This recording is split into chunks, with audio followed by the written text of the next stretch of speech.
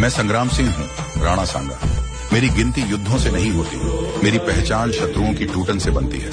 जब मालवा में मेदिनी राय और महमूद के बीच सत्ता की आग जल रही थी, मेदिनी ने मुझे पुकारा और मैं आया।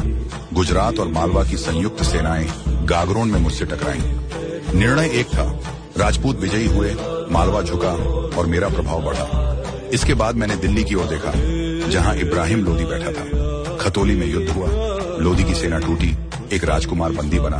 उसी रण में मैंने अपना एक हाथ खोया, पर अपना प्रभुत्व नहीं। धौलपुर में लोदी ने फिर प्रयास किया, पर परिणाम वही रहा, पराजय।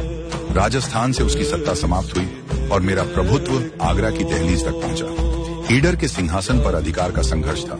भरमल गुजरात के साथ था, रायमल मेरे साथ। मैंने हस्तक्षेप किया, क्योंकि गुजरात की बढ़ती शक्ति राजपूत स्वतंत्रता के लिए खतरा थी।